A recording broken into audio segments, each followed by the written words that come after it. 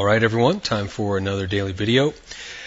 As you can see here, the market has taken off to the upside. If you're curious as to why, there was a retail sales number that came out right about the UK Open. They absolutely blew their numbers away, and in just a few minutes, in fact, I think it was about 15 minutes, the market was up 100 points. That number is usually pretty sedate.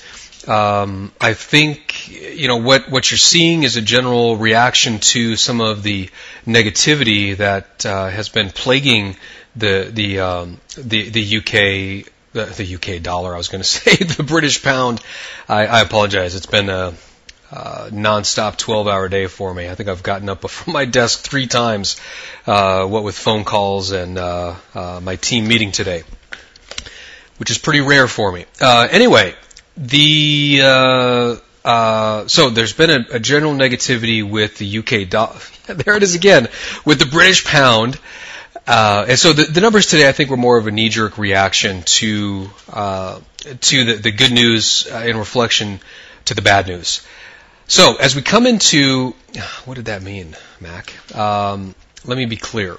Because the news has been bad for so long, any little bit of good news is going to get an overreaction. So, how do we know or have a good idea that this move is likely to continue? I'm glad you asked.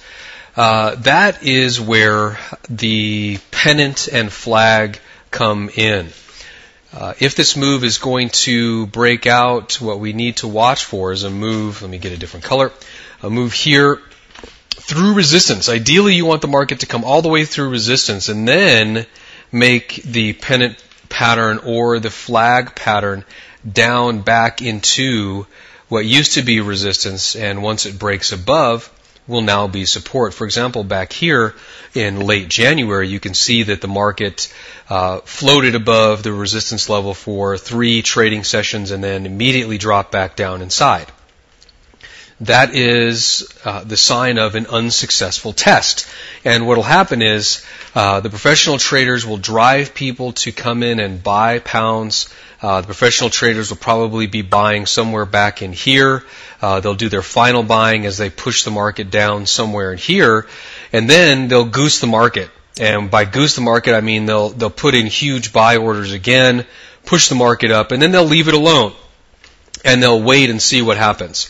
So then the rest of the crowd comes in, they start buying, the banks, maybe they'll start buying, maybe some of the commercial people, they'll start coming in and buying, because they think it's going to keep running up and they need to make sure that they don't get whacked, on their currency transactions.